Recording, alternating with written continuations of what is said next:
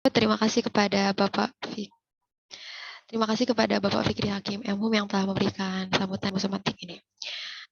Baik, sebelum beranjak kepada acara inti, yaitu penyampaian materi yang akan disampaikan oleh pemateri yang luar biasa, mohon kepada semua rekan-rekan untuk mengaktifkan kamera, karena untuk mengefektifkan juga ya, sebelum menyampaikan materi, kita dokumentasi terlebih dahulu. Dokumentasi akan dipandu oleh saya.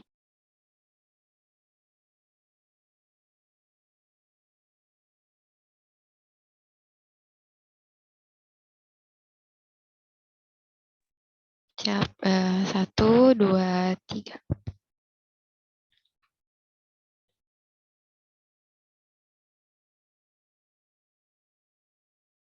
Untuk slide selanjutnya, 1, 2, 3. Slide yang terakhir, 1, 2, 3.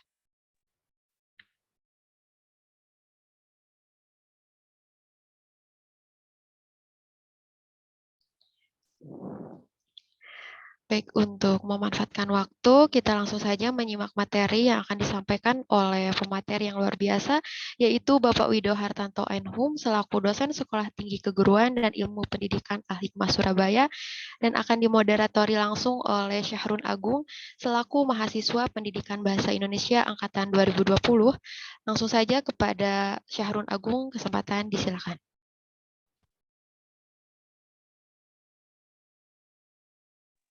Baik, bismillahirrahmanirrahim. Assalamualaikum warahmatullahi wabarakatuh.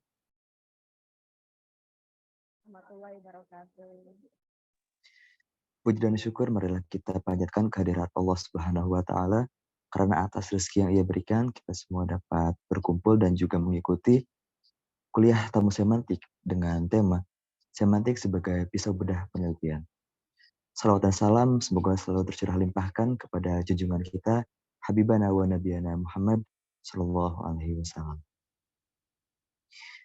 Hadirin yang berbahagia, dalam room Zoom meeting kali ini, pepatah klasik mengatakan tak kenal maka kata sayang. Meskipun tadi sudah disinggung oleh pewara di awal, izinkan saya untuk memperkenalkan diri terlebih dahulu. Perkenalkan, nama saya Syahrun Agung dari jurusan Pendidikan Bahasa Indonesia, Fakultas Keguruan dan Ilmu Pendidikan Universitas Siliwangi. Saya merupakan mahasiswa di jurusan tersebut yang sedang menempuh perkuliahan pada tingkat 3. Baik, seperti yang sudah diinformasikan kepada teman-teman semua, bahwa pada kesempatan kali ini kita semua akan mendengarkan pemaparan yang begitu luar biasa dengan tema yang begitu luar biasa juga. Namun sebelum masuk kepada pematerian, izinkan saya untuk sedikit membacakan biodata dari beliau. Baik, beliau bernama Wido Hartanto MHUM. Beliau merupakan kelahiran Klaten 13 Juli 1990. Latar belakang pendidikan beliau adalah Universitas 11 Maret Surakarta untuk jenjang S1, dan untuk S2-nya beliau mengambil Magister Linguistik Universitas Diponegoro Semarang dengan beasiswa program Pasca Sarjana Dalam Negeri atau BPPB. Kemudian untuk bidang keilmuan yang beliau kuasai adalah linguistik dan juga pendidikan, dan juga moto hidup yang beliau miliki sangat luar biasa ya. Ketidakkemungkinan adalah perkara kehendak, dan hobi yang ternyata mirip juga ya dengan saya, yaitu mencoba hal-hal baru. Kemudian untuk penelitian yang pernah beliau lakukan ya, jika melihat kepada 3 tahun terakhir, yang pertama ada Visualization of Fraud Software and Expert Theory, a study of a hoax controversial speech atau Governor of Jakarta, Indonesia pada tahun 2020. Kemudian ada Language Learning Morpho Syntax, bentuk pengungkapan leksikon mental mahasiswa di Universitas Surabaya pada tahun 2021. Dan yang terbaru itu Ekolinguistik Kognitif Peserta Didik Surabaya, berbasis leksikon mental sebagai pilar karakter sekolah penggerak. Kemudian, dalam hal pengabdian kepada masyarakat pada 3 tahun terakhir, yang pertama ada pelatihan penyusunan PTK bagi guru MTS Alif Lam Mim Surabaya pada tahun 2020 sampai 2021. Kemudian Ada pendampingan literasi digital, pembuatan movable book bermuatan ecological intelligence sebagai penguatan profil pelajar Pancasila di Surabaya. Dan yang terakhir, sebagai fasilitator sekolah penggerak angkatan, sebagai fasilitator sekolah penggerak angkatan 2 pada tahun 2022.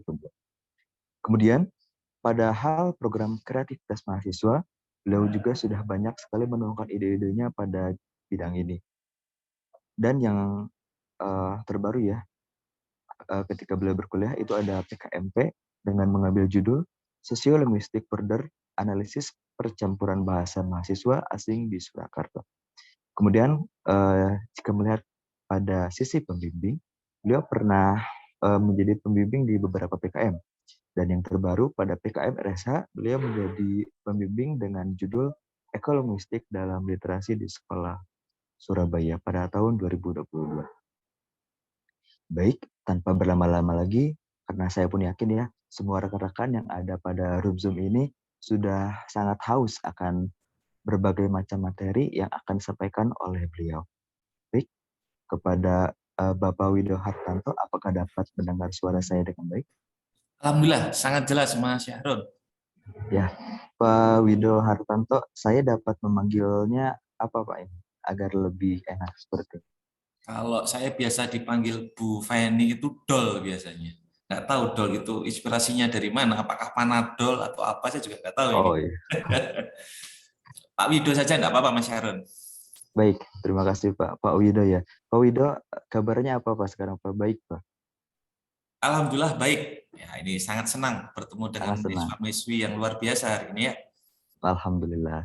Kesibukan sekarang apa Pak? Barangkali boleh dibagi kepada teman-teman. Kalau kesibukan sekarang, ya kebetulan baru selesai mendampingi sekolah penggerak Mas Syahrul. Kemarin saya mendapatkan tugas di Kabupaten Pasuruan.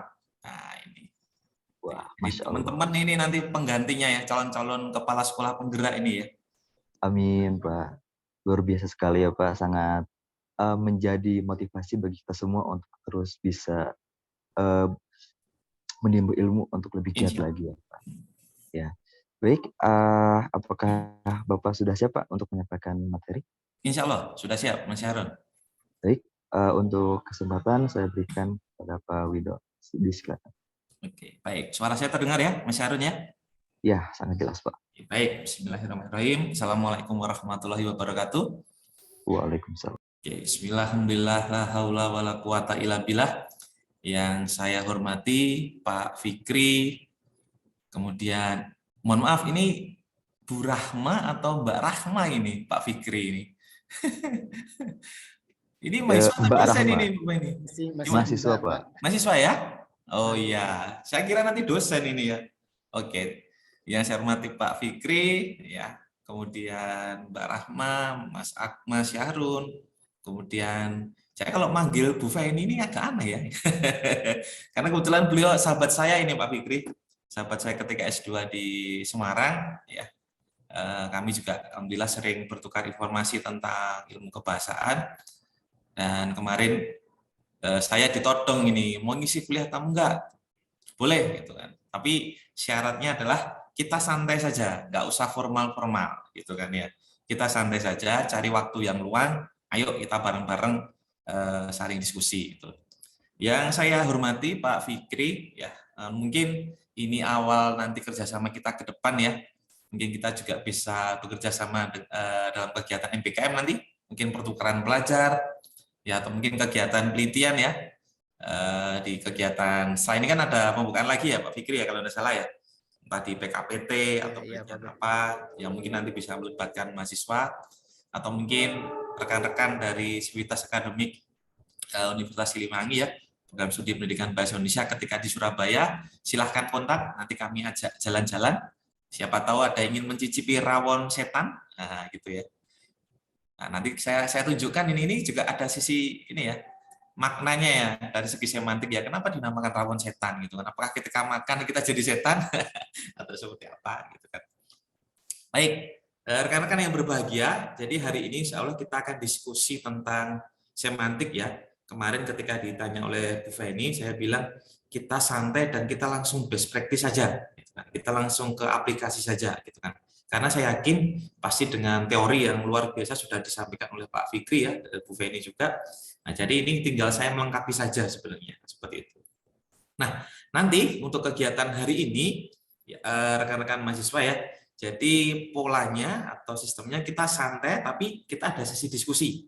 Ya, jadi nanti di setiap salindia, insya Allah saya akan mengajak diskusi rekan-rekan. Nah, nanti boleh Mbak Rahma, Mas Syahrun, atau rekan-rekan yang lain, ya boleh ikut berdiskusi. Ya, tidak harus peserta. Ya, moderator ya boleh ikut, pembawa acara juga boleh ikut. Oke, saya izin share screen sebentar.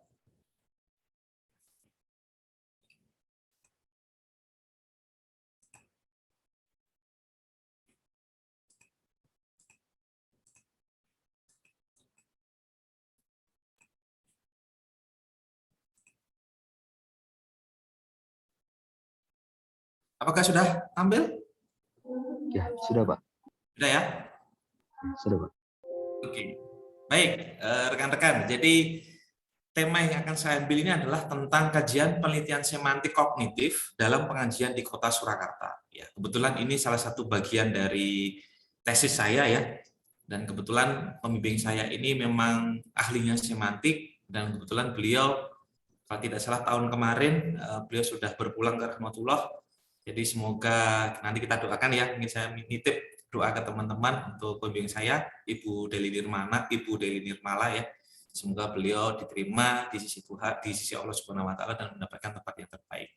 Amin ya rabbal alamin.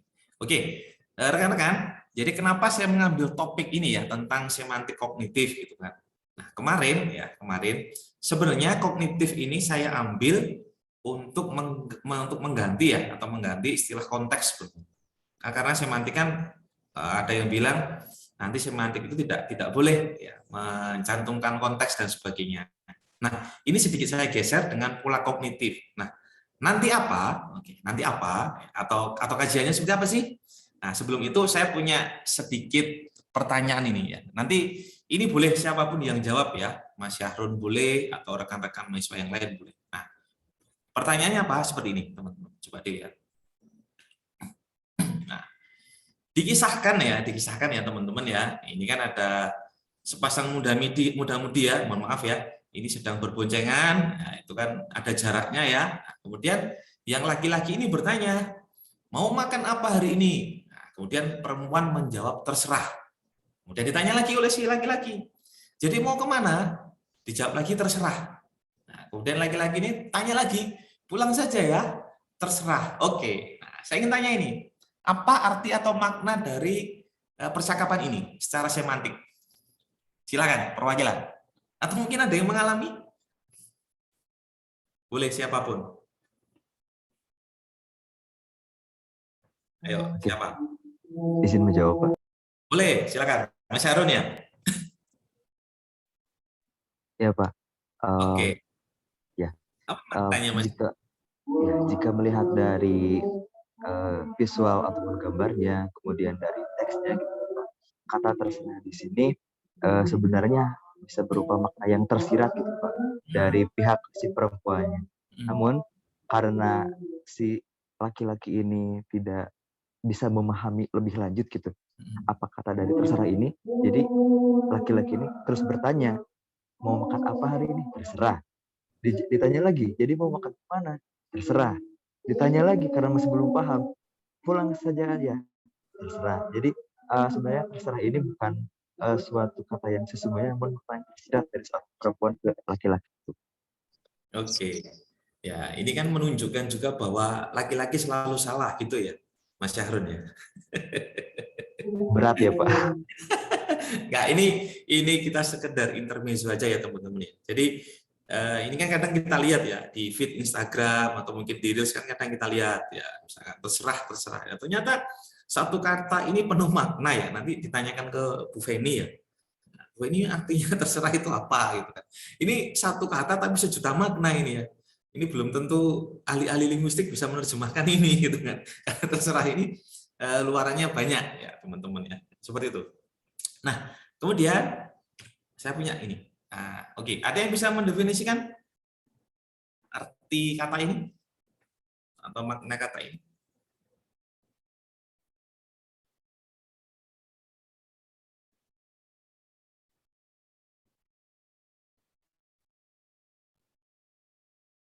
Silakan, boleh perwakilan.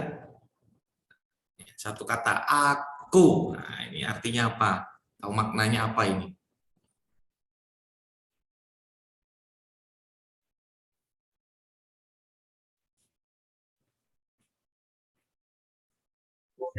Izin menjawab, Pak? Boleh, silakan. Mas Harun lagi nih ya. Nanti dapat payung dari saya kalau yang jawab Mas Harun terus ini ya. Siap, Pak. Kebetulan sih lagi agak musim hujan gitu, Pak. Alhamdulillah. Oh iya, oke. Ya, kata aku ya, Pak. Kata aku ini bisa berupa kata ganti gini, Pak. Kata ganti orang pertama dalam suatu tuturan ataupun dalam suatu bentuk tulisan gitu. Bentuk tulis. Oke, kalau sekarang kita rubah seperti ini, Mas Harun. Apa maknanya?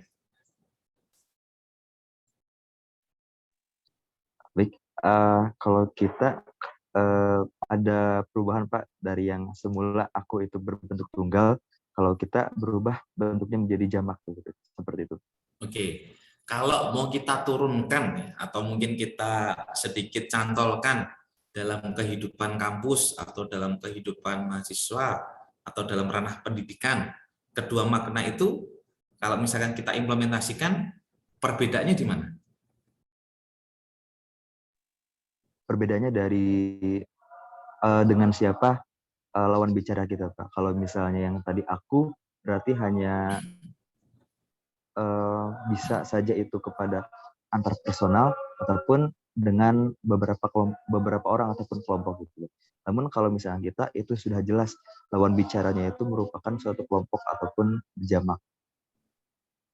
Oke, baik, betul. Ya, Mas Harun, saya sepakat ya. Tapi ada hal yang lebih penting dari itu, teman-teman ya, teman-teman sekalian. Kenapa? Aku dan kita ini menunjukkan seberapa peduli kita. Gitu ya. Jangan sampai nanti ketika kita dalam berkehidupan sosial ya, teman-teman ya, utamanya ketika kita menjadi mahasiswa, kita lupa bahwa kita hidup dalam lingkungan sosial. Ya, utamanya ketika kita menjadi seorang pendidik. Ya. Kenapa hal ini saya angkat ya sebelum kita masuk ke materi? Karena beberapa kali ketika saya melakukan pendampingan di sekolah, ya, itu masih ada guru yang bahasanya itu ngegap, ya, ngegap atau mungkin membuat circle sendiri, ya, gitu ya teman-teman ya. Karena hal itu menjadi sesuatu yang disayangkan, gitu loh. Kenapa? Karena pada dasarnya ketika dalam satu ranah sekolah, dalam satu lembaga ya, mereka adalah atau beliau adalah salah satu kesatuan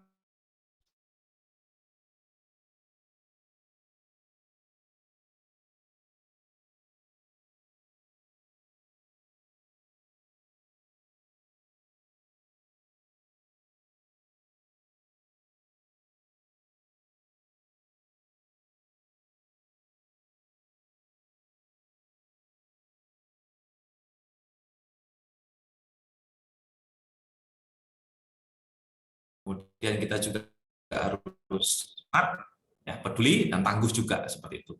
Oke, teman-teman, kita akan masuk ke bagian pendahuluan ya. Kita masuk ke bagian pertama dulu, bagian pendahuluan.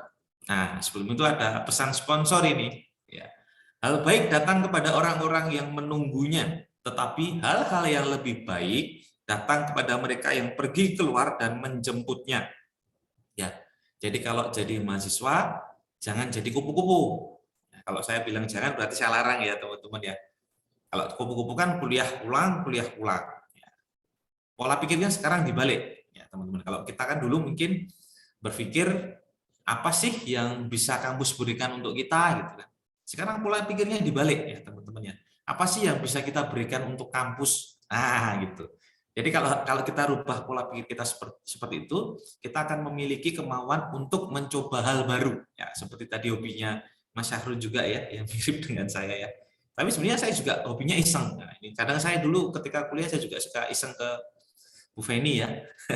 Jadi mohon dimaafkan ya Bu Feni ya, itu bukan kesengajaan, tapi memang niat. Seperti itu. Oke teman-teman, kita lanjut ya. Nah, Ada 3 hal ya teman-teman ya, ada 3 hal yang saya ambil yang menjadi roh atau spirit saya ketika melakukan penelitian ini. Yang pertama adalah bahasa. Terkadang kalau kita, atau mungkin saya ketika membaca skripsi, biasanya ditulis bahasa sebagai alat komunikasi. Nah, nanti silakan diganti teman-teman. Itu sudah menjadi hal yang lumrah ya. Nanti diganti aja. Bahasa adalah sistem tatanan bunyi yang bla bla bla misalnya. Nah, cari istilah atau pengertian ya. Bahasa itu yang lain. Jangan bahasa sebagai alat komunikasi. Pasti kalau nggak ada bahasa orang nggak mungkin komunikasi. Entah itu bahasa isyarat atau bahasa tulis atau bahasa lisan ya teman-teman ya. Nah, kemudian dalam kajian bahasa itu saya mengambil semantik teman-teman. Jadi dulu ketika saya kuliah, saya tertarik dengan semantik ya, utamanya semantik kognitif ini, karena ternyata dalam tataran atau ranah semantik ini kita bisa tahu loh bagaimana cara orang itu menyusun kalimat atau ujaran. Kemudian bagaimana kita harus menyikapinya. Nah, ternyata semantik itu bisa sampai ke sana. Nah, terlebih lagi semantik ini juga nanti bergantung pada leksikon mental atau kognitif seseorang. Nah, kemudian yang saya ambil apa? Yang saya ambil adalah pengajian. Kenapa saya mengambil pengajian, teman-teman? Utamanya di Solo ya. Karena dulu ketika di Solo itu salah satu kegiatan yang cukup marak ya, cukup banyak, itu adalah pengajian, teman-teman. Ya, pengajian baik yang sifatnya organisasi ataupun yang sifatnya umum, ya, yang semua orang boleh ikut. Saya menemukan satu pengajian yang unik, itu adalah pengajian kaum marginal. Jadi pengajian yang diikuti oleh, mohon maaf, kupu-kupu malam, nah, seperti itu teman-teman. Ternyata ada pengajiannya itu. Nah, saya tanya ke pengelolanya atau pencetusnya atau ownernya, kenapa Bapak membuat kegiatan seperti ini? Beliau hanya bilang seperti ini. Target saya hanya satu, Mas. Saya merubah cara berpikir dan pola hidup pelaku yang melakukan kegiatan itu. Beliau hanya spiritnya itu, teman-teman. Jadi semua kegiatan dari konsumsi, pemateri dan sebagainya itu beliau yang memberikan. Gitu. Nah, itulah salah satu spirit ya yang kita ambil ya dari istilah aku atau kita tadi. Dengan adanya kepedulian, insya Allah kita akan memberikan hal baik untuk orang lain. Nah, jadi teman-teman jangan pernah berhenti peduli dengan orang lain ya. Tapi peduli itu harus sesuai dengan kadarnya atau sesuai dengan tatarannya. Jangan terlalu banyak, maksudnya terlewat peduli sampai teman-teman lupakan kehidupan teman-teman juga. Jadi semua lebih baik ya sesuai dengan kadarnya, ya, sesuai dengan tatarannya. Kecuali ketika kita dalam ranah berbuat baik, ketika kita dalam ranah mencari pahala, nah, itu tidak boleh kita berhenti. Nah, itu sebanyak-banyaknya nggak apa-apa, teman-teman, seperti itu. Nah, kemudian ini sedikit pengantar yang mungkin sudah disampaikan oleh Bu Feni maupun Pak Fikri ya tentang semantik. Jadi semantik hari ini saya ambil pengertiannya dari 3 ahli, dari Pak Henry Guntur Tarigan, kemudian Pak Abdul Khair dan Pak Krida Laksana. Ya.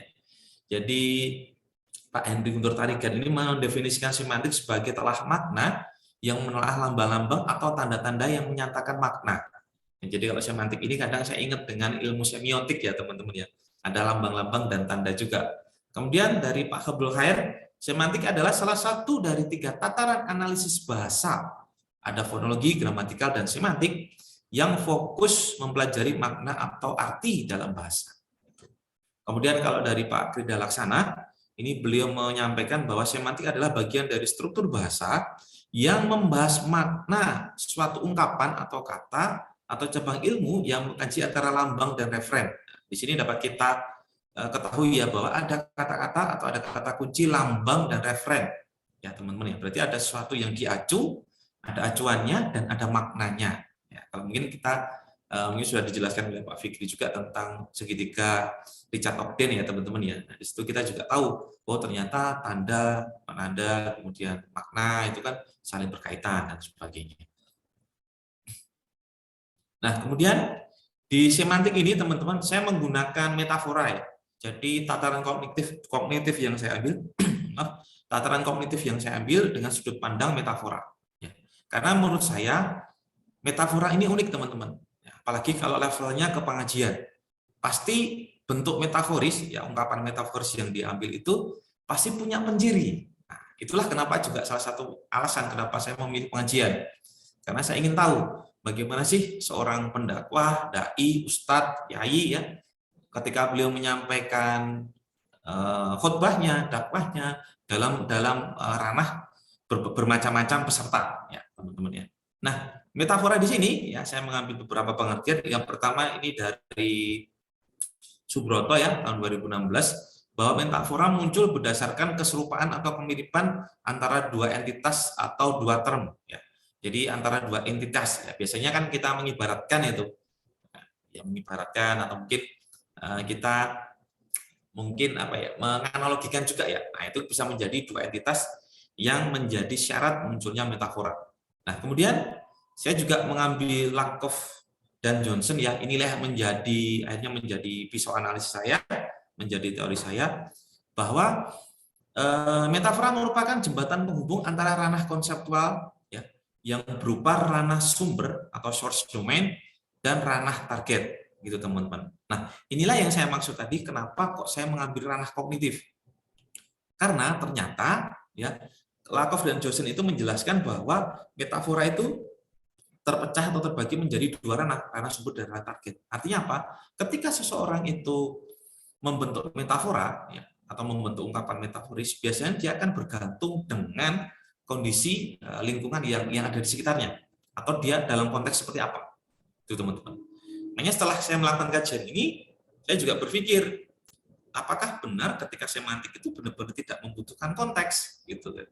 Nah, mungkin nanti saya bisa kerjasama dengan Pak Fikri juga ini untuk memecahkan hal ini ya. Jadi semantik ini sebenarnya butuh konteks enggak ini? Atau memang semantik ini nanti butuh konteks, nanti lama-kelamaan jadi mirip pragmatik nanti jangan-jangan kan seperti itu teman-teman. Nah, ini perlu kita kaji lebih ulang ya. Syukur-syukur nanti mungkin teman-teman Maisa punya temuan baru seperti itu. Nah, kemudian berbicara mengenai metafora tentu tidak lepas dari tuturan metaforis yang muncul. Nah, ini yang saya maksud ya, tuturan metaforis ya.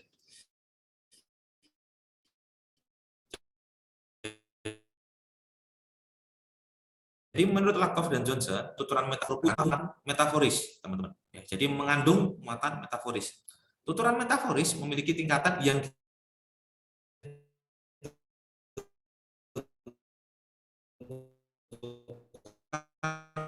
oleh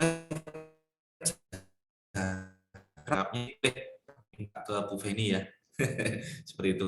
Jadi ternyata nanti kita juga ketahuan atau kita mengetahui bahwa oh ternyata ranah sumber dan targetnya ini jauh loh. Nah, kemudian nanti ada ranah sumber yang berkaitan dengan entitas ini loh. Nanti akan kita bahas lebih lanjut. Nah, ini adalah pembahasan tentang kognitif ya. Kenapa saya mengambil kognitif? Jadi sekali lagi, kognitif ini merupakan suatu proses berpikir, teman-teman. Jadi saya meyakini bahwa ketika seseorang itu melakukan atau membuat ungkapan metaforis, dia akan melakukan proses berpikir. Dia tidak serta-merta langsung memunculkan itu. Ya, pasti di leksikon mentalnya dia sudah punya banyak hal yang dia peroleh. Nah, dia sudah punya pengalaman tentang ranah sumber atau ranah target yang akan dikeluarkan menjadi bentuk ungkapan metaforis. Ya. Jadi bentuk kognitif ya, atau mungkin istilahnya kognitif ini adalah kemampuan individu untuk menghubungkan, menilai dan mempertimbangkan suatu kejadian atau peristiwa. Lihat teman-teman ya. Ada kata kunci adalah mempertimbangkan. Berarti artinya apa? Ketika seseorang memproduksi suatu ujaran ya, dengan kognitif yang sadar, seharusnya dia bisa mempertimbangkan. Ya, misalkan kasusnya Baradae, misalkan teman-teman. Ketika beliau menyampaikan ya, dengan kejadian yang sudah dialami, nah, nanti kalau teman-teman mau mengkaji itu dengan linguistik forensik boleh, ya. Saya juga sedang belajar itu, teman-teman nanti boleh kalau mau pakai linguistik forensik, nah itu menarik, itu bisa menjadi kajian baru ya teman-teman ya. Dan misalnya kasus Baradae, misalkan beliau menyampaikan A sampai Z gitu kan. Nah, pasti beliau mempertimbangkan apa yang akan disampaikan. Kenapa? Karena ranahnya itu dalam persidangan. Kalau sedikit saja salah menyampaikan pendapatnya atau faktanya atau kesaksiannya, itu bisa berakibat fatal. Nah, makanya kognitif ini penting teman-teman ya. Nah, sedangkan menurut KBBI, kognitif ini berhubungan dengan atau melibatkan kognisi berdasar kepada pengetahuan faktual yang empiris. Nah, itu ya teman-teman. Tidak mungkin kalau teman-teman tidak punya pengetahuan tentang hal itu, teman-teman bisa tahu hal itu. Contohnya apa? Misalkan, kalau di sini ada yang namanya OTOT. Pertama kali saya datang ke Surabaya, saya bingung itu teman-teman. OT-OT itu apa gitu kan. Ya, saya ke warung, saya bilang, Bu, saya mau itu. Saya mau bakwan gitu kan. Nggak ada bakwan Mas, adanya OT-OT gitu kan. Saya bingung, OT-OT apa itu? Oh ternyata OT-OT itu adalah istilah bakwan kalau kita berada di Jawa Timur teman-teman. Karena kalau teman-teman nanti di Jawa Timur menyebut bakwan, biasanya arahnya itu lebih ke bakwan Malang atau bakso Malang seperti itu. Saya juga, seperti itu ya. Nah, gitu. Jadi banyak hal yang akhirnya menambah pengetahuan kita atau menambah leksikon mental kita ketika kita banyak berinteraksi dengan budaya baru atau kehidupan sosial yang baru tentunya ya teman-teman ya. Yang itu nantinya menjadi pengetahuan faktual yang empiris yang tersimpan di leksikon mental kita. Nah, ini adalah bagian kedua tentang metode penelitian teman-teman ya. Nah, ini pesan sponsor lagi. Pemuda adalah mereka yang mau bergerak untuk perubahan. Kegalauan hanya membawa kesuraman. Nah, ini saya setuju ini ya teman-teman. Jadi teman-teman jangan lupa, jangan sering galau. Nanti suram. Nanti. Ya, misalkan mau skripsi, mau bimbingan ke Bu Feni atau ke Pak Fikri, galau, mau ngambil apa ya, akhirnya nggak selesai-selesai. Nah, tapi jangan lupa juga teman-teman, ketika kita memulai sesuatu, tuntaskan. Apapun itu. Ya, ketika teman-teman memulai skripsi, tuntaskan. Ya, jangan digantung. Apalagi jangan mengghosting skripsi ya. Jangan ghosting skripsi karena akibatnya diri kita sendiri. Ya. Oke, nah ini adalah sumber data dan data penelitian saya. Ya, ini ada 5 teman-teman. Ya, yang pertama adalah pengajian Arafah 1992. Ini pengajian yang ada sejak tahun 92. Merupakan pengajian yang rutin diselenggarakan jemaah haji Kampung Laweyan setiap Kamis setelah sholat Isya. Jadi teman-teman kalau misalkan ke Solo, ya ke Laweyan, ya, ini ada Kampung Batik juga di sana. Mungkin ada yang dari Jawa Tengah ya. Nah, nanti bisa main ke sana. Nah, kemudian yang kedua, pengajian Masjid Baitur Rahman. Jadi merupakan pengajian yang diselenggarakan di Masjid Baitur Rahman, Serenan setiap Rabu setelah sholat Isya. Yang ketiga, pengajian MTA Jebres ya teman-teman, kadang ada yang bilang Jebres gitu. Yang benar Jebres merupakan pengajian yang diselenggarakan MTA cabang Jebres setiap hari Selasa setelah sholat Asar. Yang keempat, pengajian Dr. Fatoni, pengajian yang diselenggarakan di kediaman Dr. Fatoni setiap Kamis setelah sholat Isya. Tapi kemarin informasinya beliau sudah meninggal ya, sudah wafat. Ini beliau ahli bedah jantung teman-teman yang luar biasa ya. Beliau banyak mendedikasikan hidupnya untuk keagamaan, untuk hal-hal yang baik ya. Jadi beliau ini sangat dermawan. Kadang ada yang periksa tidak punya uang, beliau menggratiskan. Ini Dr. Fatoni ini tempatnya dekat dengan Solo Grand Mall. Ya, kalau teman-teman pernah ke Solo ya, seperti itu. Kemudian yang kelima ini adalah pengajian UNS, ya, merupakan pengajian yang diselenggarakan di Rektorat UNS setiap Rabu pagi. Ya, teman-teman ya. Jadi pengajian di jajaran rektorat setiap hari Rabu itu teman-teman. Tapi saya tidak tahu apakah masih tetap hari Rabu atau ganti karena kebetulan kemarin Pak Rektor ganti ya. Seperti itu teman-teman. Nah, ini kemudian ini adalah metode dan teknik pengambilan data yang saya lakukan ya, teman-teman. Yang pertama, pengambilan data ini ya saya lakukan dulu dengan cara saya menentukan lokasi penelitian dulu. Ya, jadi Solo itu saya pilih karena pada waktu itu tahun itu ya itu sedang marak pengajian yang luar biasa menurut saya teman-teman. Itu geliatnya itu luar biasa. Banyak sekali pengajian yang ada di sana.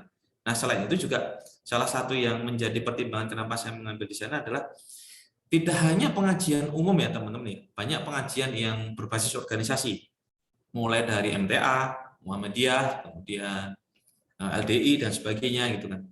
Itu kemarin kebetulan saya ambil semua, tapi tidak saya jadikan data semua teman-teman karena ada berbagai pertimbangan seperti itu. Kemudian pengambilan data saya menggunakan teknik rekam, ya. Kemudian saya juga menggunakan teknik simak catat, ya. Ini biasanya saya pakai Sudaryanto, Pak Sudaryanto dari UGM.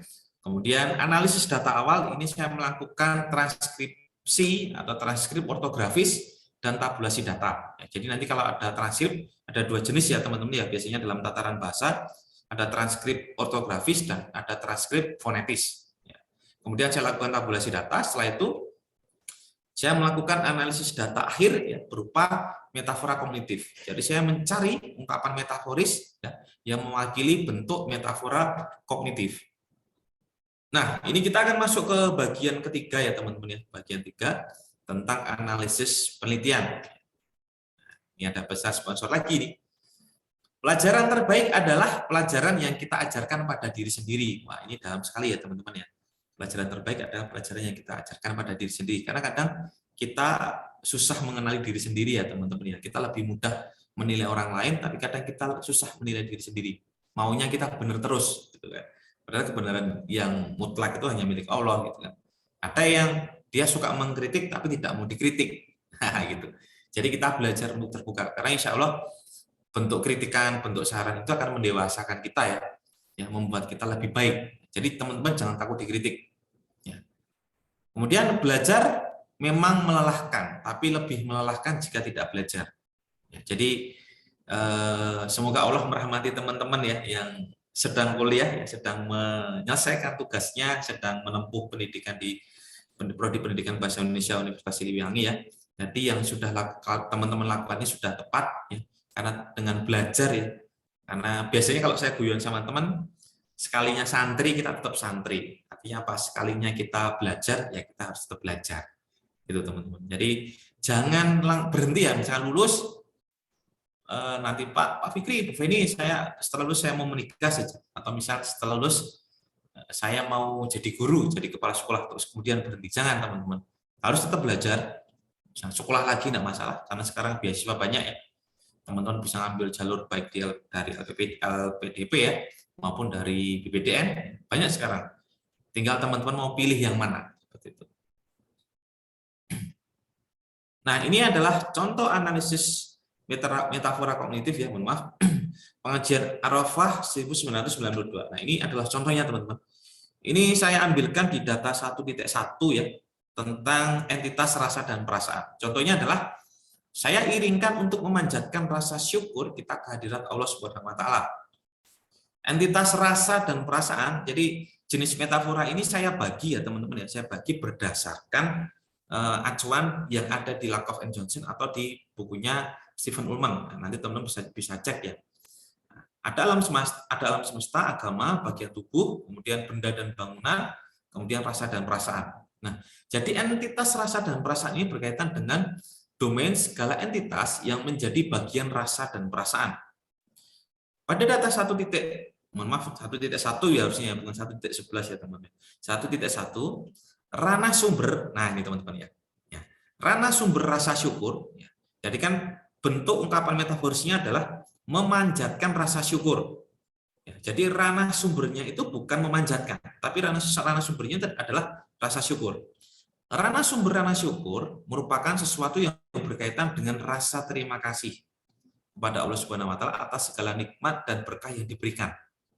Ranah sumber rasa, ya rasa syukur ya utamanya ya, memiliki muatan metaforis ketika berformulasi dengan ranah target memanjatkan, teman-teman.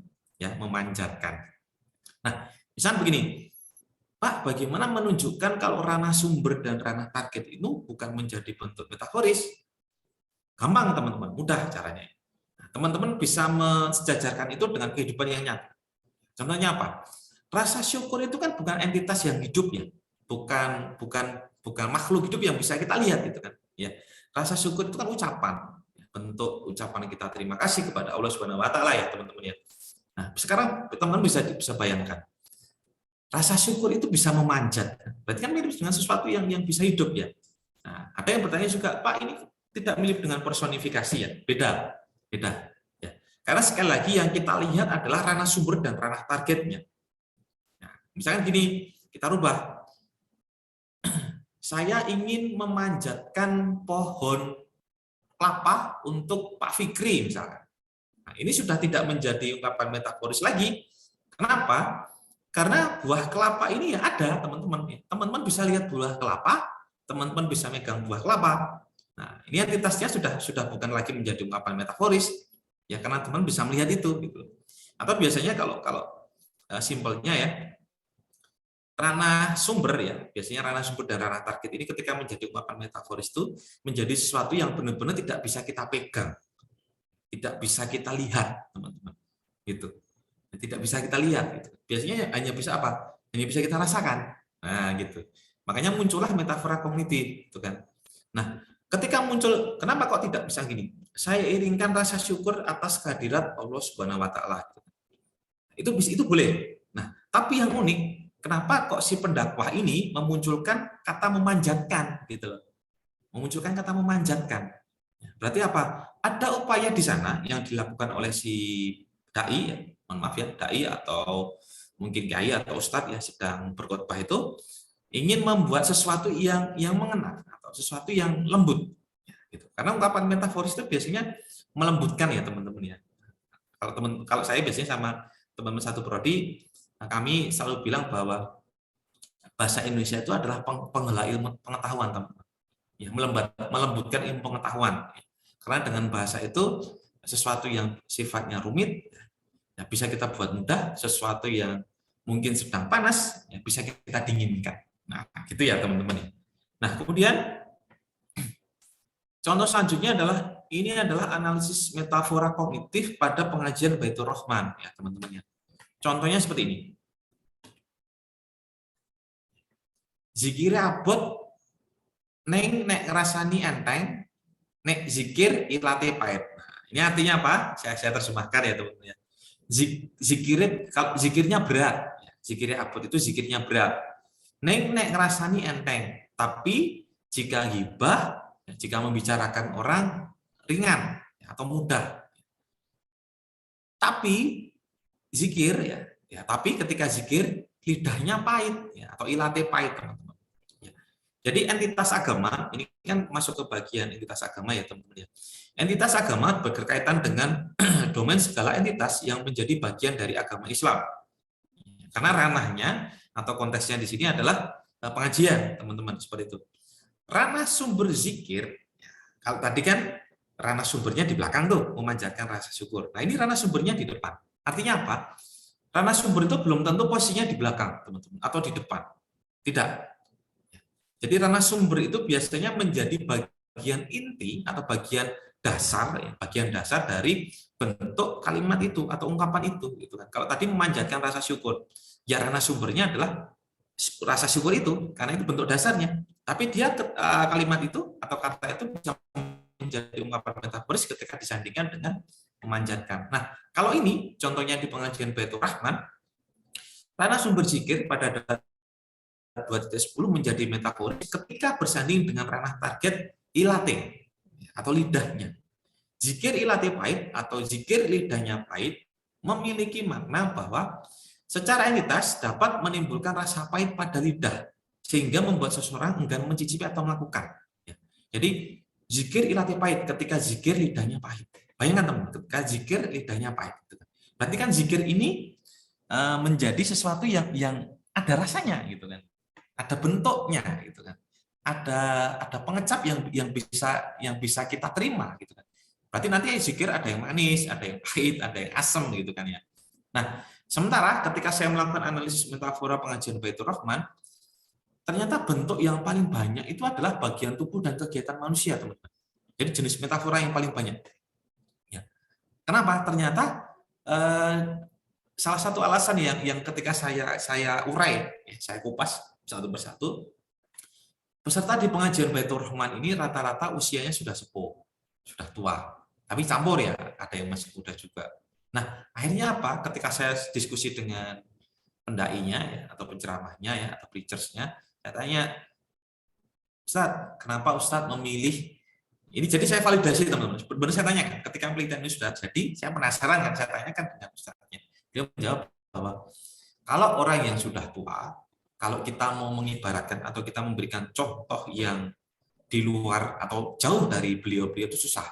Makanya Ustadz itu membuat contoh yang dekat dengan peserta pengajian atau jamaah. Salah satunya apa? Bagian tubuh dan kegiatan manusia. Mulai dari berlari, nanti ada lagi tentang membahas tentang mata, tentang hidung, ya, tentang ketika berjalan ada. Nah, teman-teman. Nah, itulah menariknya. Ketika kita melakukan penelitian tentang metafora kognitif ini ternyata ya sekali lagi Ustadz ya dai atau yai itu pasti memiliki ya pertimbangan tersendiri ya ketika memunculkan atau menyampaikan bentuk-bentuk ungkapan metaforis yang ada. Nah, ini adalah analisis metafora kognitif di pengajian MTA Jebres. Kalau MTA Jebres ini sekedar informasi, pesertanya memang generasi milenial, teman-teman. Jadi pesertanya ada yang mahasiswa SMP, SMA. Nah, makanya bentuk yang muncul adalah ini, entitas alam semesta berkaitan dengan domain segala entitas yang menjadi bagian alam semesta. Contoh yang muncul salah satunya adalah jangan dibayangkan pohonnya Avatar gitu. Saya ketika baca ini kemarin saya ingat, sekarang sedang booming film Avatar ya teman-teman. Ya. Jadi sekali lagi dai, penceramah, yai, dia akan menyesuaikan konteks, menyesuaikan peserta.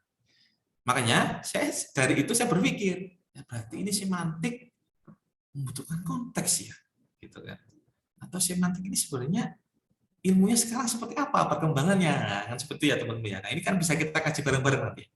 Kemudian pohonnya pada data 3.21 merupakan ranah sumber ya berdasarkan jenis ekologi alam semesta ya teman-teman ya. Karena pohon merupakan bagian dari alam semesta, kemudian ranah sumber pohonnya menjadi metaforis ketika berformulasi dengan target avatar.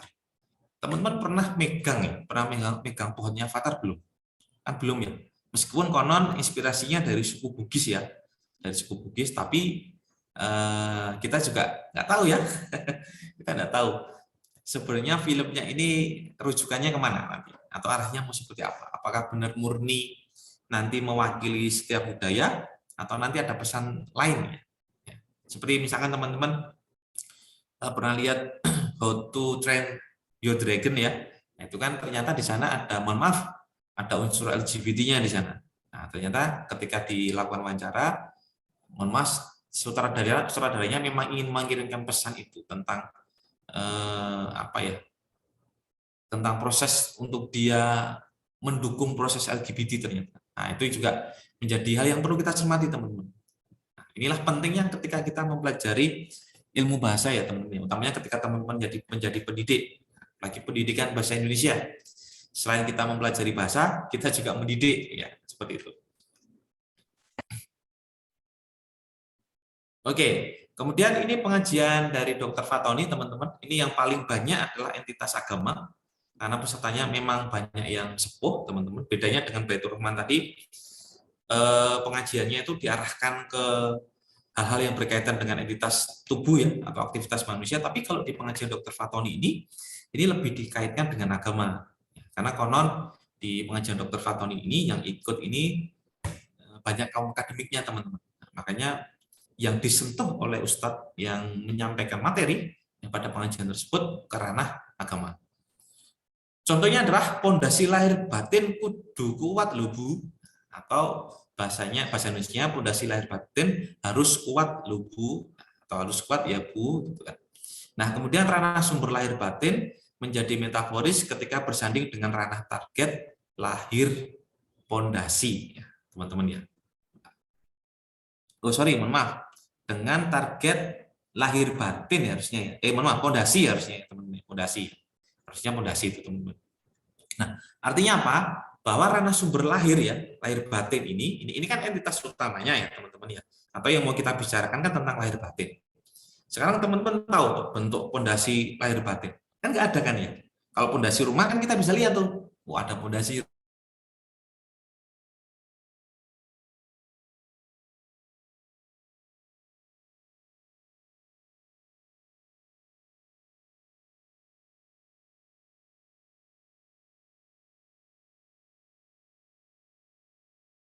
Ya, halo Pak Wido. Sepertinya Pak Wido sedang ini ya, terkendala jaringan. Kita tunggu dulu ya. Ya, baik Bunda.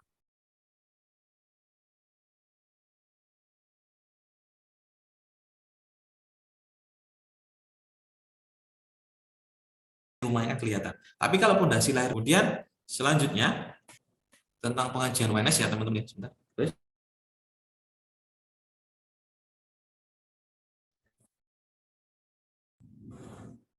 Mohon maaf, Bu Feni tadi saya terpental. Silakan Pak, lanjutkan. Ya, bentar ini teman-teman saya.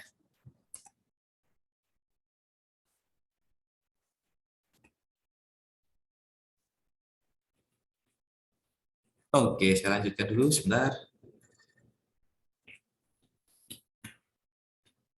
Nah, ini sekarang kita masuk ke pengajian terakhir ya teman-teman ya, pengajian di UNS ya. Karena ini juga menarik teman-teman, karena yang ikut ini banyak yang dari kalangan akademik ya, tapi ternyata dai, ustadz atau kiainya memilih untuk mendekatkan ya entitasnya itu dengan bagian tubuh dan kegiatan manusia. Ya, ketika saya tanya, salah satunya adalah Ustadz Hanifullah Sukri ya, beliau dosen saya juga di UNS. Saya tanya, kenapa Pak, kenapa kok lebih banyak mengambil tema tentang bagian tubuh dan kegiatan manusia? Jawaban beliau unik teman-teman. Jawaban beliau adalah yang datang itu banyak pejabat Mas. Biasanya kalau semakin tinggi jabatan kita itu banyak godaannya. Cara untuk mengingatkannya atau cara untuk mengingatkan yaitu dengan kembali ke bagian tubuh kita. Bagian tubuh kita ini kan diberikan Allah untuk melakukan sesuatu yang baik. Jangan sampai bagian tubuh kita ya kita gunakan untuk melakukan hal-hal yang kurang baik. Contohnya apa? Korupsi, nah, misalnya kayak gitu. Sampai seperti saya sampai, oh gitu ya. Jadi ternyata memang ada polanya teman-teman gitu ya. Memang ada polanya. Nah kalau contoh analisisnya seperti ini. Karena dengan Al-Quran dan Sunnah akan terbentengi dari overlap iman, maaf ya, overlap iman. Jadi biasanya kalau yang overlap itu kan balapan ya teman-teman. Ini yang overlap iman ini. Saya juga bisa dapat istilah ini dari mana gitu kan, beliaunya gitu kan. Oh ternyata beliau itu hobinya lihat MotoGP. MotoGP kalau teman-teman tahu ya. Kan dulu kan masih zamannya Rossi. Beliau itu favoritnya Valentino Rossi gitu kan. Jadi beliau menganalogikan iman itu jangan sampai overlap. Kenapa kalau iman itu overlap? Karena biasanya kita akan menyaksikan posisi sang pencipta, teman-teman. Kita akan menyaksikan atau kita akan meragukan. Jadi yang sang pencipta ini sebenarnya ada nggak sih? Iman itu apa sih gitu. Jadi jangan sampai overlap ya. Jadi melebihi batasnya. Itu ya teman-teman ya. Nah, kita masuk ke bagian 4, simpulan ya teman-teman ya. Nanti insya Allah yang versi lengkap nanti saya kirimkan ke Bu Feni tesis saya, mungkin kalau teman-teman mau baca ya, tidak maksudnya tidak ini versi sederhana ya teman-teman ya. Tapi kalau mau lihat versi lengkapnya nanti boleh, karena nanti banyak rincian yang mungkin bisa teman-teman ambil ya, atau mungkin teman-teman terapkan juga.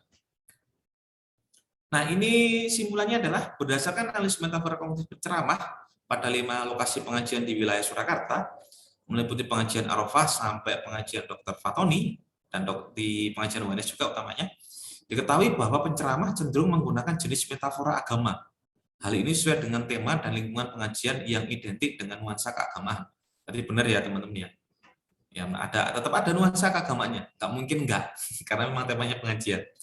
Semua jenis metafora diramu penceramah dengan segala ciri-ciri yang berkaitan dengan makhluk hidup, yakni nyata, hidup, memiliki sifat, dan memiliki hasrat. Artinya, pada tataran ini metafora kognitif tidak hanya bersinggungan dengan makhluk hidup, utamanya manusia dan lingkungan, tapi juga tentang pemahaman kognitif seseorang dalam menempatkan konteks. Teman-teman, dalam menempatkan konteks. Ya. Nah, ini sekali lagi saya tegaskan bahwa ternyata semantik juga butuh konteks loh ya. Nah, ini yang pesan sponsor terakhir teman-teman. Nggak ada yang lebih keren daripada pemuda yang mengejar mimpinya. Nah, gitu ya. Lebih baik mengejar mimpi daripada tidak punya mimpi, teman-teman. Jadi silahkan teman-teman mengejar mimpinya ya, sampai nanti teman-teman tuntas. Ya, itu terakhir dari saya, Bu Feni. Tapi saya punya oleh-oleh. Ini video ketika saya melakukan pendampingan sekolah penggerak kemarin, Bu Feni. Mungkin nanti bisa bermanfaat untuk teman-teman ya. Ini temanya tentang bagaimana kita mencari jati diri dan menghargai diri kita sendiri. Coba semoga Mantap. kita lihat dulu ya. Saya ini.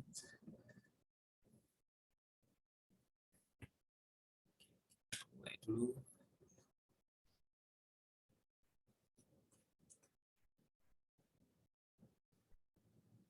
Yuni, seorang siswi. Oke, ada suaranya, Bu Feni? Ada Pak. Ya. Yuni, seorang siswi di sebuah SMA, berasal dari keluarga sederhana. Tapi karena ingin dihormati dan diterima, Yuni mengaku sebagai anak orang kaya. Gaya busana dan bicaranya diatur sedemikian rupa. Tapi diam-diam teman-temannya tak percaya. Mereka mencari tahu kondisi Yuni yang sebenarnya, buat identitas aslinya. Karena malu, akhirnya Yuni tak pernah lagi muncul di sekolahnya. Kisah Yuni ini kisah nyata, kita bisa temui di lingkungan remaja. Rata-rata siswa hari ini merasa minder karena tidak memiliki apa yang orang lain miliki, baik itu fisik, prestasi, maupun sifat khusus. Menurut hasil FGD kami dengan para guru di 4 sekolah yang ada di Jawa Barat, bahwa dari 1 dari 4 siswa merasa minder karena fisik, dan 1 dari 5 siswa merasa minder karena nggak punya prestasi seperti orang lain. Hasil survei online kami terhadap remaja menunjukkan mereka tak mau menerima diri agar diterima dan dihargai. Bukannya sibuk menemukan dan mengenali potensi diri, mereka malah sibuk mengejar standar umum. Orang yang berkulit gelap sibuk memutihkan kulitnya karena iklan membuat standar kecantikan itu identik dengan kulit cerah. Yang keriting meluruskan rambutnya karena standar umum wanita anggun adalah berambut lurus terurai. Jika kita sibuk mengejar standar itu, coba pikirkan beberapa hal ini. 1. Setiap orang itu unik, gak mungkin ada satu standar yang cocok untuk semua. Setiap orang bisa punya standarnya masing-masing. Kalau standar orang ganteng itu mancung dan tinggi, lalu bagaimana dengan orang yang pesek dan pendek? 2. Standar itu diciptakan oleh iklan, industri, sinetron, atau budaya. Orang yang gagal membuat standar buat dirinya bakal jadi sasaran empuk buat para pencipta standar. Merekalah yang bakal jadi korban iklan dan pengaruh lingkungan. 3. Standar itu relatif. Beda tempat, beda standar. Di Mauritania, sebuah negara di wilayah Maghreb di Afrika Utara Barat, misalnya orang yang cantik adalah orang yang berbadan subur. Di Jepang yang dianggap cantik itu yang giginya gingsul. Beda waktu bisa beda standarnya. Coba perhatikan fashion dari masa ke masa. Apakah standar keren itu sama? Misalkan saja tahun 80-an, pria yang dianggap ganteng itu berkumis tebal. Apakah saat ini masih berlaku? Tapi, kalau yang sifatnya nilai moral itu universal. Sikap jujur di mana-mana dari dulu sampai nanti tetap dianggap baik dan keren. Jadi, daripada ngejar standar cantik fisik, mending membangun inner beauty. Gak usah habisin waktu apalagi sampai menipu diri untuk terlihat sesuai standar fisik yang umum. Gak usah minder, kelihatan di bawah orang lain, atau sombong karena kelihatan lebih tinggi. Karena setiap orang unik dan gak bisa dibandingin. Kalaupun mau bikin standar dan membandingkan, buatlah standar tinggi buat dirimu sendiri. Bandingkan dirimu kemarin dengan dirimu hari ini. Apakah hari ini kamu lebih baik dari kemarin? Terus dorong dirimu sampai memenuhi standar best version of yourself. Ingat, kamu dilahirkan original. Kenapa harus mati sebagai kopian orang lain? Nah, itu ya, teman-teman ya. Pesan terakhirnya tuh yang menuak saya tuh. Kita terlahir original ya. Kenapa harus mati menjadi versi orang lain gitu kan? Itu ya Mas Harun ya. Ini menarik ya teman-teman ya. Ini oleh-oleh saya ketika kemarin ada kegiatan di sekolah penggerak gitu teman-teman. Oke, saya kembalikan ke moderator, ke Mas Syahrun. Silakan Mas Syahrun. Ya, baik. Terima kasih Pak Widoya.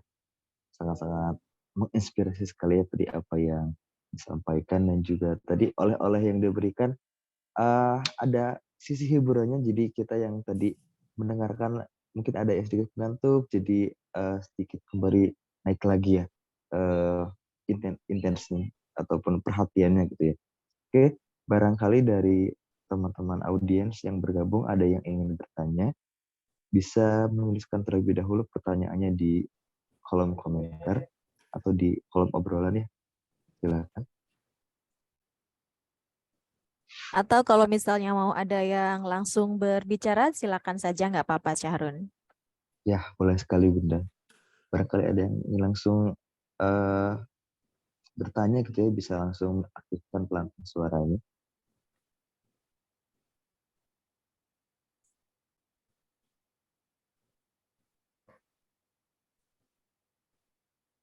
teman-teman? Atau dari Mbak Rahma, barangkali ada yang ingin tanyakan?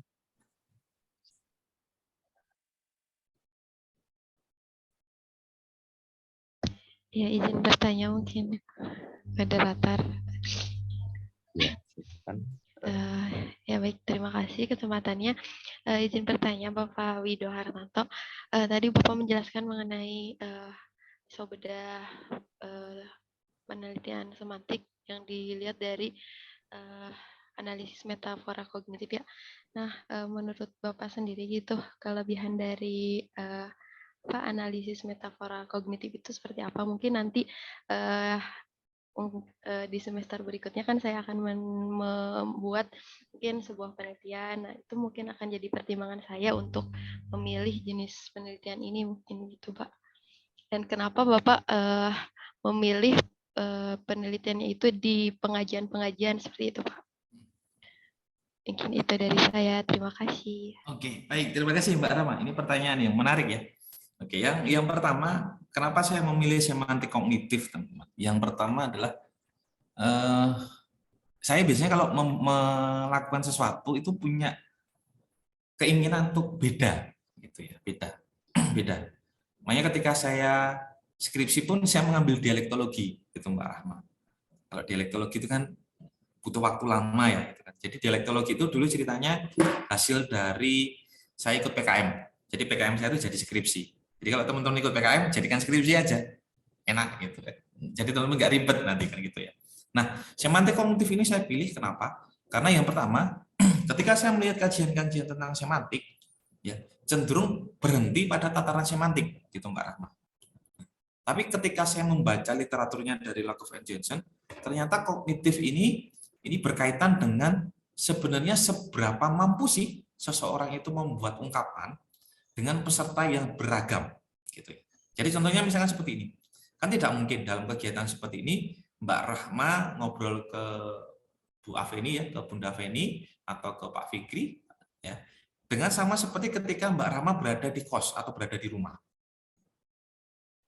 Ya. Meskipun ini bisa kita kaitkan dengan pragmatik, bisa ya, oke bisa. Tapi sekali lagi, karena Mbak Rahma juga punya pengalaman kognitif, ya, punya pengalaman kognitif bahwa ketika dalam forum seperti ini, ya, bentuk ujaran atau bentuk ucapan yang akan disampaikan oleh Mbak Rahma itu akan menyesuaikan dengan kegiatan apa yang ada pada kegiatan itu.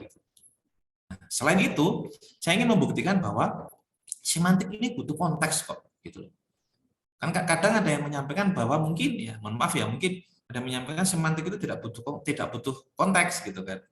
Nah, pada kenyataannya semantik ini butuh konteks gitu. Nah, berarti nanti kalau misalkan ini semantik menjadi suatu bagian ilmu yang terus berkembang, apakah semantik ini tatarannya akan sama seperti pragmatik? Kita sudah tidak tahu teman-teman. Apakah nanti ini bisa melebur atau seperti apa? Jadi sekali lagi bidang keilmuan, utamanya bahasa ya, nah, itu pasti berkembang. Jadi kalau misalkan contoh sederhananya seperti ini, kalau saya mengambil bukunya Lakoff and Jensen, data di sana itu pasti, bentuknya itu pasti. Nah, misalkan pet summary, gitu kan. Pet summary itu kan apa namanya? Pengorbanan ya, seperti sacrifice gitu ya. Istilahnya di sana seperti itu ya. Nah, kalau di bahasa Indonesia itu kan terus berkembang. Gitu kan. Contohnya simpel, ketika teman-teman cek di KBBI, ya, itu kan setiap tahun kan kosakatanya atau lemanya kan bertambah, ya teman-teman ya. Otomatis pergerakan atau mungkin kemajuan bahasa di Indonesia itu pasti terus berkembang, terus maju. Nah, makanya saya punya misi sebenarnya sederhana.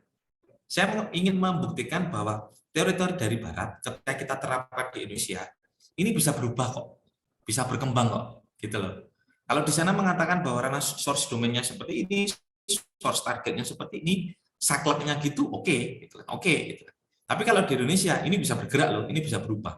Contohnya apa? Simple. Ya. Saya tanya ke Mbak Rahma, ke siapa? Ke Mas Harun misalkan. 3 kali 4 berapa Mbak Rahma? 12, Pak. Oke, pintar. Mas Harun 3 kali 4 berapa? 12, Pak. 12. Kalau saya 3 kali 4, 20.000. Tahu nggak kenapa? Ya, bagaimana Pak itu? Kenapa? Kok bisa 20.000? Kenapa Mbak Rahma? Kenapa Mas Harun?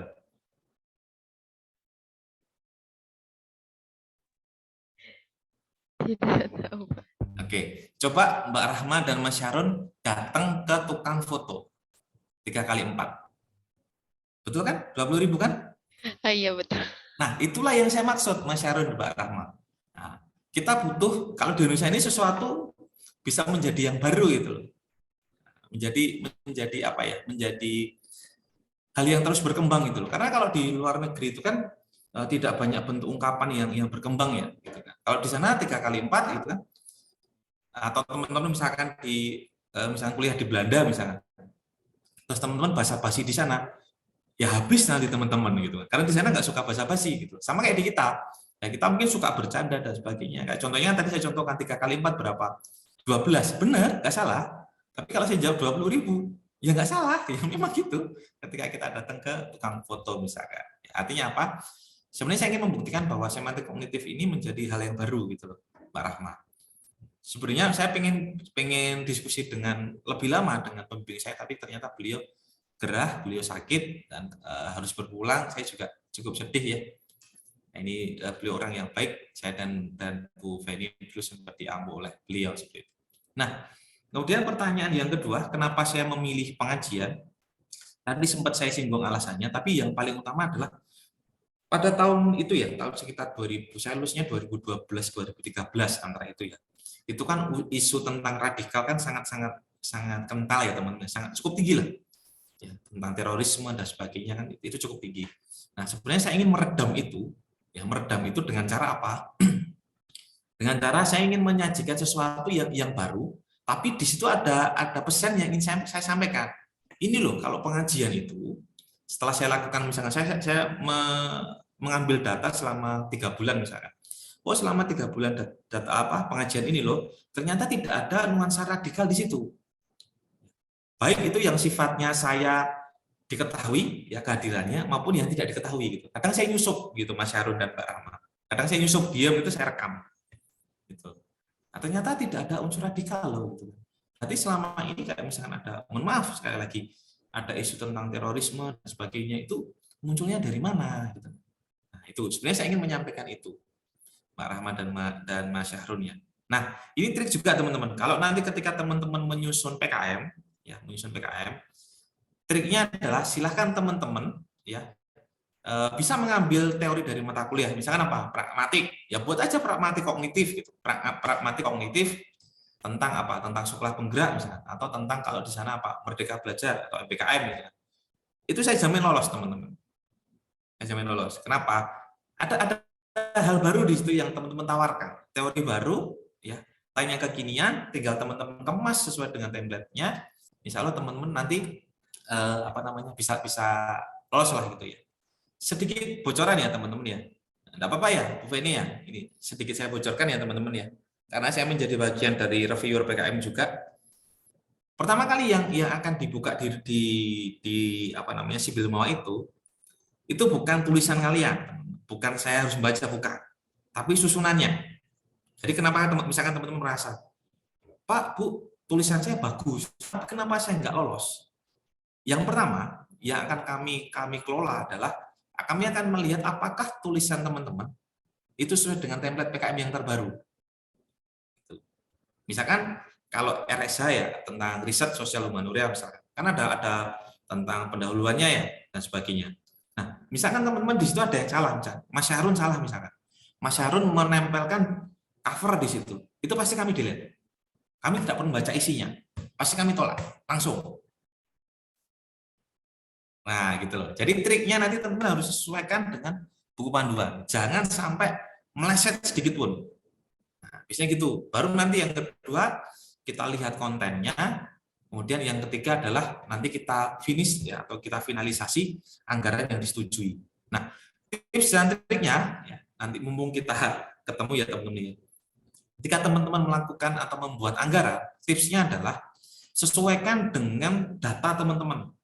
Misalnya gini, saya punya data 5 pengajian itu bisa maksimal, teman-teman bisa sampai dananya sampai 12,5 juta misalkan. Atau saya nggak tahu tahun ini jadi berapa ya teman-teman, saya nggak tahu. Nah, bisa jadi seperti itu, 12,5 juta. Jadi semakin banyak data kalian, semakin banyak aktivitasnya, itu dana bisa maksimal.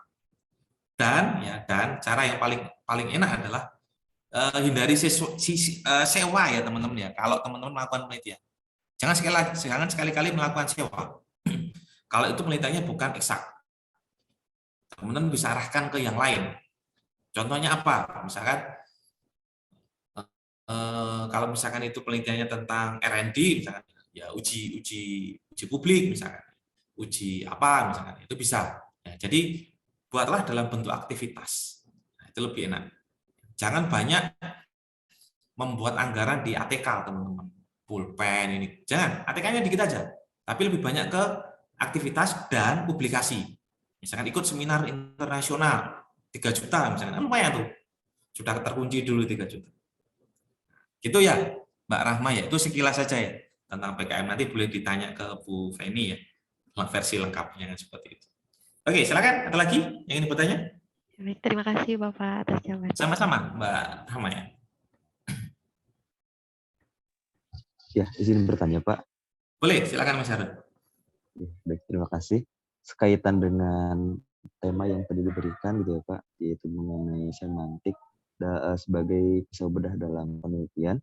Menurut Pak Wido gitu ya Pak, seberapa menarik suatu penelitian yang menggunakan pisau bedah semantik ini, dan juga tingkat kesulitannya, bagaimana menurut Bapak tingkat kesulitan jika kita membuat suatu penelitian menggunakan pisau bedah semantik itu. Oke, baik, terima kasih Mas Harun. Sebenarnya kalau semantik ini kan mirip dengan teori-teori di kebahasaan ataupun di kesastraan yang lain ya Mas Harun. Sebenarnya tidak berat sebenarnya, tidak berat. Cuman biasanya, kalau saya biasanya semantik ini akan menjadi sesuatu yang beda kalau teman-teman mau melakukan perbedaan. Misalkan saya bisa melakukan penelitian hanya semantik saja, tidak saya mencantumkan kognitif misalkan. Tapi karena saya ingin sesuatu yang beda, saya munculkanlah istilah kognitif di situ, Mas Harun. Selain membuat judul itu lebih menarik, kan biasanya orang baca tuh semantik kognitif apa ini gitu kan. Nah, itu juga menjadi penambah nilai plus penelitian kita atau data kita. Gitu. Contohnya misalnya gini, ketika teman-teman ingin meneliti tentang pragmatik, misalnya tentang pragmatik, ada yang sudah dapat pragmatik? Mas Harun sudah dapat? Belum Pak. Belum. Mbak Rama sudah dapat pragmatik? Belum? Materi tentang pragmatik, Pak? Sudah? Belum? Sudah, Pak. Mbak Rama sudah dapat pragmatik ya? Iya. Oke. Salah satu kajian pragmatik yang menurut Mbak Rahma menarik apa? Salah satu aja. Disenyumin Bu Feni itu. Salah satu aja.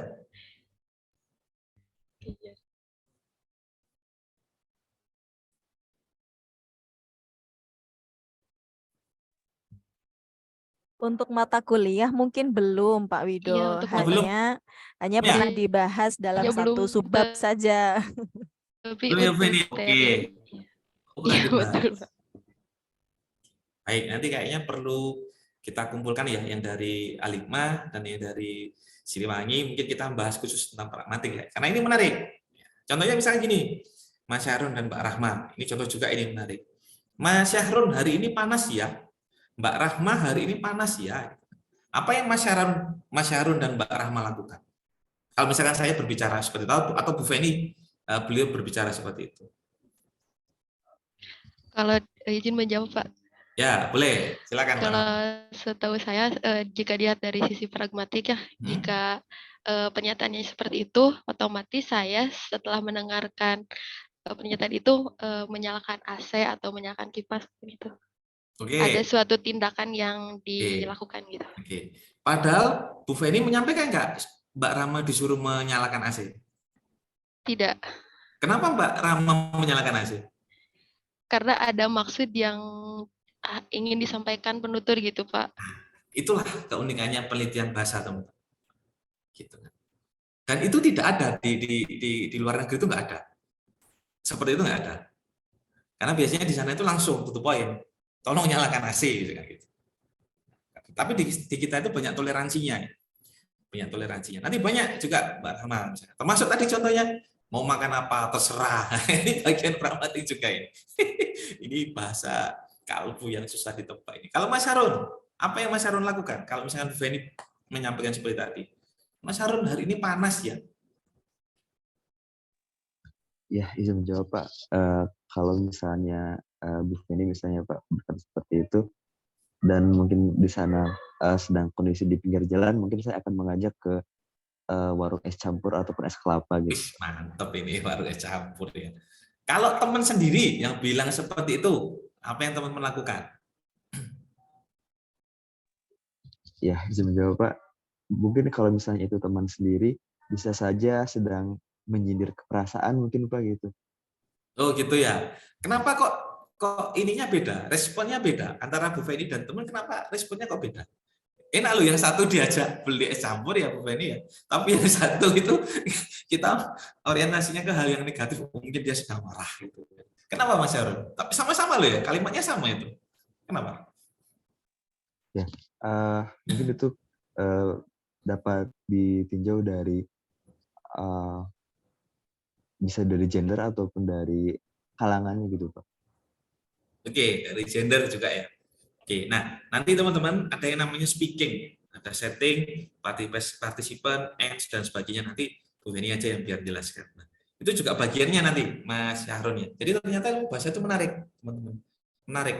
Termasuk kalau misalkan teman-teman baca misalkan di surat Al-Fatihah itu kan ada ihdinas siratal mustaqim misalkan.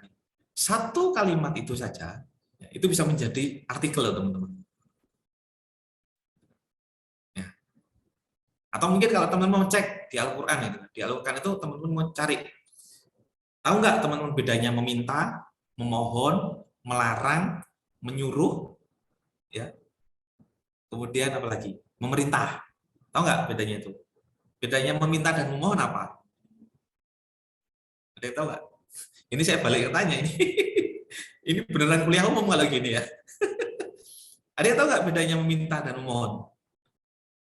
Kemudian menyuruh, memerintah, dan melarang. Ya Mas Harun, coba. Kalau misalnya tadi membandingkan antara meminta dan juga memohon, itu bisa dilihat dari seberapa sungguhnya seorang tersebut melakukan suatu hal gitu Pak. Kalau meminta, tingkat kesungguhannya bisa dikatakan mungkin biasa saja, namun kalau sudah memohon itu akan ada sesuatu hal yang memang sangat-sangat dibutuhkan gitu Pak. Lebih dari tingkatannya lebih dari meminta gitu kalau memohon. Oke, kalau misalkan Mas Syahrul nggak masuk ke Bu Feni, ini meminta izin atau memohon izin? Ya, mungkin seringnya saya lebih ke mohon izin gitu. Meminta izin ya? Mohon izin Pak.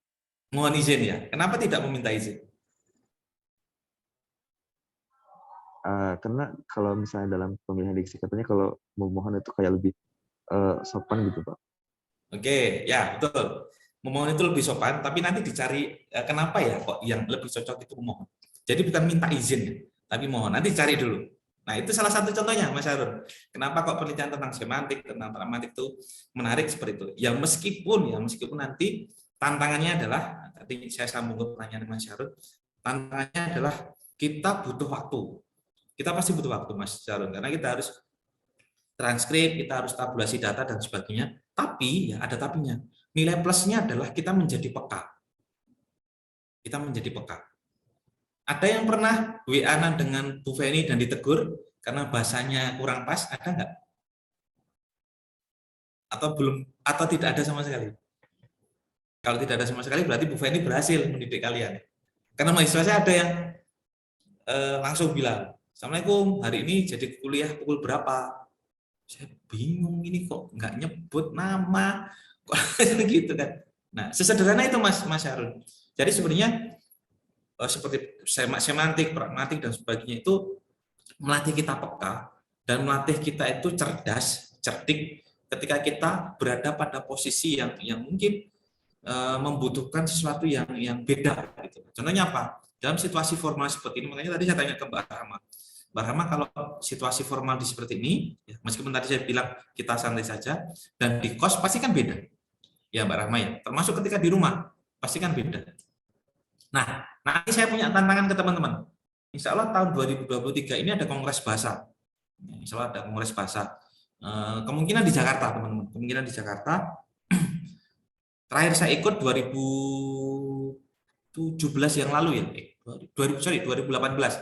2018 yang lalu itu kami diundang ke Istana Wakil Presiden. Nah, nanti tantangan saya adalah silakan teman-teman buat artikel, ya, artikelnya boleh dari manapun, kita ketemu di Kongres Bahasa.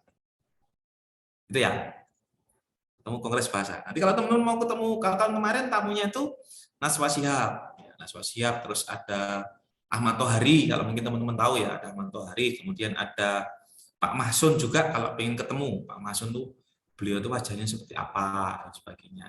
Nanti kita ketemu di ini ya, di Kongres Bahasa ya. Insya Allah dilaksanakannya biasanya 3 hari teman-teman. Saya nggak tahu, saya belum tanya ke ini ya, ke Balai Bahasa, ke Badan Bahasa. Biasanya itu 3 hari. Puncaknya itu 28 Oktober. Jadi kemungkinan bisa 26, 27, 28 atau 28, 29, 30. Biasanya seperti itu. Tapi saya belum tahu info pastinya. Tapi kemarin info dari Badan Bahasa nanti insya Allah ada Kongres Bahasa tahun ini. Teman-teman, nanti siapa tahu kita bisa ketemu di sana. Ya, tantangan saya hanya satu itu aja.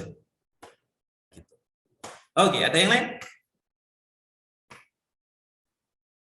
Pak Wido, Silakan. mohon izin masuk, Syahrun. Ya, silakan. Ya, silakan Bunda. Begini, di Siliwangi, di Universitas Siliwangi itu kan untuk mengarah ke skripsi itu lebih ke arah pendidikan. Nah, mungkin Pendidikan. dari Pak Wido bisa mencontohkan begitu analisis semantik yang bisa dihubungkan dengan pendidikan. Terima kasih. Oke, baik. Terima kasih Bu Feni. Ini sama teman-teman, sama. Kampus saya itu juga arahnya ke pendidikan. Datanya harus pendidikan, jadi sama. Nah, caranya adalah simpel teman-teman. Datanya bisa teman-teman. Saya nggak tahu nanti di sana dari LPPM-nya seperti apa. Tapi kalau dari kami biasanya begini. Cantolannya 2. Boleh datanya itu berupa data pendidikan atau yang kedua teorinya itu teori pendidikan. Ya, misalkan teman-teman mau ngambil perkembangan peserta didik itu boleh. Nah, atau datanya itu datanya pendidikan yang berupa di sekolah. Contohnya apa? Percakapan antara guru dan siswa dalam pembelajaran misalkan. Gitu. Atau yang kedua misalkan teman-teman mau mengaji tentang modul ajar di kurikulum merdeka. Itu boleh. Kalau di kampus kami boleh. Selama itu masih ada cantolan di pendidikannya itu boleh. Itu boleh teman-teman. Jadi teman-teman misalkan ambil semantik ya, misalkan semantik. Nah, teman-teman mau cari tentang bagaimana sih bentuk guru ketika mengajar itu, misalkan di SD, SMP, SMA ya, bagaimana pola beliau itu menyajikan pembelajaran yang menarik. Kosakatanya seperti apa, kalimatnya seperti apa. Nah, kemudian berhasil enggak? Nah, jangan lupa, penelitian itu harus ada hasilnya ya teman-teman. Kalau misalkan begini, oh saya ingin meneliti tentang pragmatik misalkan. Oh ada misalkan ada 10 tindak tutur direktif misalkan. Ada 11 tindak tutur imperatif dan sebagainya. Ini belum penelitian teman-teman. Sekali lagi ini belum penelitian. Ini baru teman-teman menyampaikan hasilnya. Nah, nanti ini akan menjadi syah ketika menjadi penelitian adalah teman-teman akan menyajikan hasil utuhnya. Hasil utuhnya. Misalnya gini, oh dari sekian puluh atau sekian jumlah dari direktif, imperatif dan sebagainya itu ternyata saya menemukan pola. Itu polanya apa? Oh ternyata dari guru SD Negeri Alimah misalkan, guru SD Alimah misalkan. Oh ternyata yang paling dominan itu menggunakan tidak tutur imperatif misalkan, melarang dan sebagainya.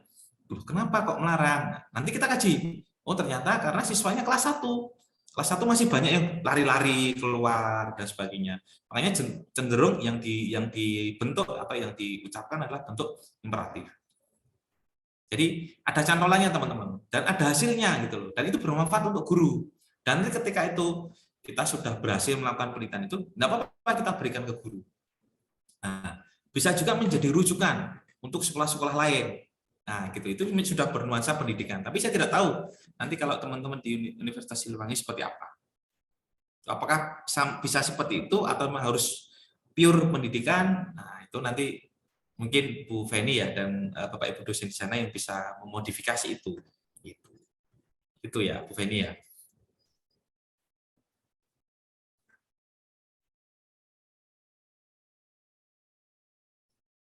Oke, ada lagi teman-teman?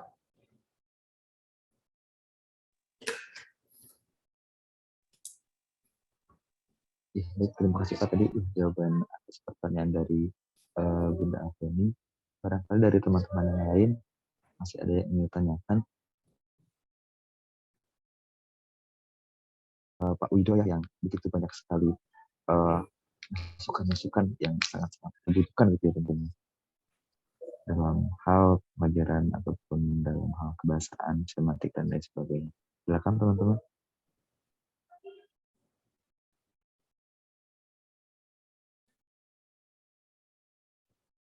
Oke, tidak ada lagi teman-teman?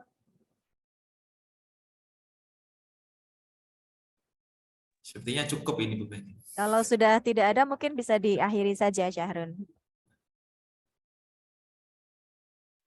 Ya, baik Bunda. Baik, sebelum kita mengakhiri sesi penyampaian materi dari Pak Wido dan juga tidak ada sesi diskusi, izinkan saya untuk sedikit menyimpulkan dari apa yang tadi Pak Wido sampaikan dan juga pada sesi diskusi. Yang pertama, dalam pembuatan sebuah karya tulis ataupun penelitian, buatlah sesuatu hal yang berbeda. Dan Pak Wido ini menemukan suatu hal yang menarik untuk mencari suatu kebenaran tersebut dalam kajian semantik gitu. Dan beliau juga ingin menemukan suatu hal yang baru dalam kajian semantik ini. Kemudian tadi juga sempat disinggung ya beberapa tips dalam penyusunan PKM. Beliau menyampaikan bahwa dalam penyusunan PKM masukkanlah materi-materi yang akan disusun itu dari apa yang disampaikan di perkuliahan, gitu, mata kuliah ataupun lain sebagainya. Kemudian ada pun tadi tips bagaimana agar PKM kita dapat diterima gitu ya Pak. Yang pertama ada ketepatan dan juga kejelian dalam persesuaian sistematika dalam penulisan PKM. Harus sesuai dengan template yang terbaru. Kemudian yang kedua mengenai anggaran itu harus sesuai dengan data yang ada. Dan tadi disampaikan jangan sekali-kali kita menyantumkan anggaran untuk sewa dan lain sebagainya. Dan masih banyak tadi tips yang Pak udah sampaikan. Kemudian bahwa pada kajian semantik ini kita dapat membuat sebuah penelitian yang sangat-sangat menarik ya Pak.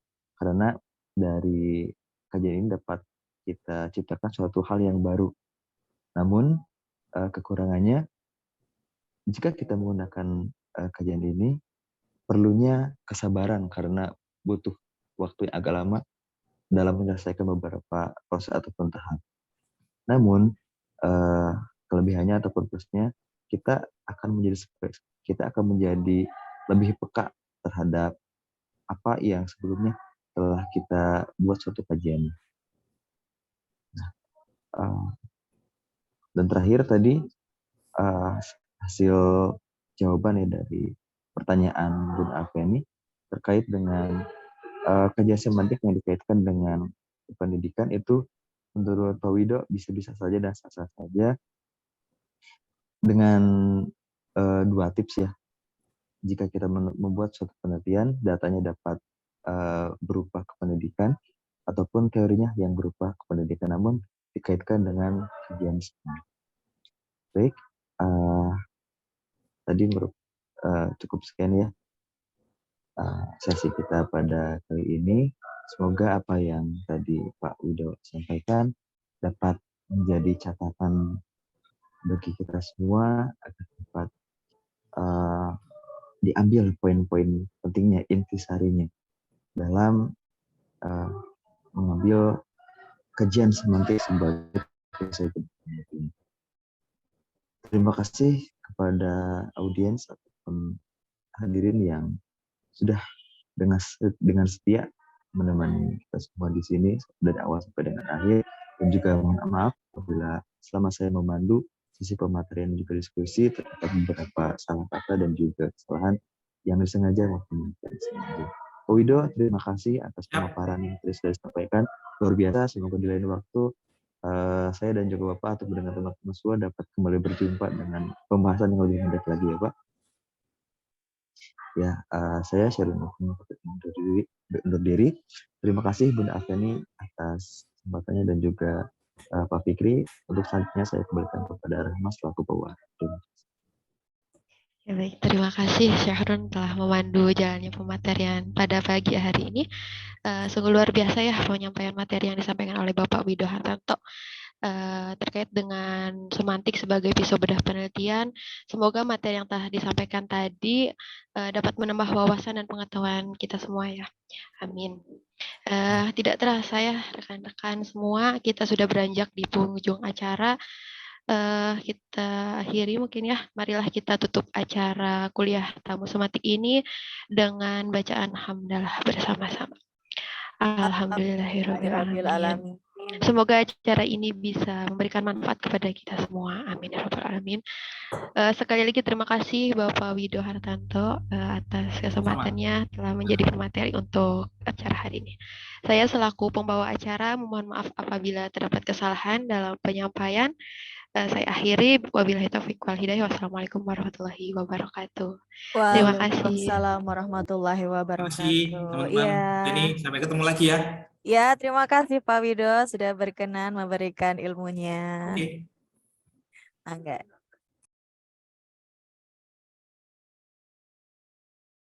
Baik teman-teman, nanti untuk presensi saya bagikan di grup WA masing-masing saja ya. Nanti saya bagikan melalui KM masing-masing kelas. Terima kasih semuanya, selamat pagi dan selamat berakhir pekan, selamat beristirahat. Bagi yang mau KKN silakan selamat. Kita akhiri, selamat siang semuanya. Wassalamualaikum warahmatullahi wabarakatuh. Waalaikumsalam. Rahma, mohon maaf, nanti ini kan Bunda mau pulang langsung, terus laptop juga sedang ini ya, baterainya sedang berkurang. Nanti mohon direkam ya, karena Bunda sudah menjadikan Rahma sebagai host. Tapi ini sudah di recording Bunda? Iya sudah, nanti kan ada proses ininya ya, renderingnya ya. Nanti diteruskan oleh Rahma dulu ya. Oh, iya baik. Ya baik, terima kasih.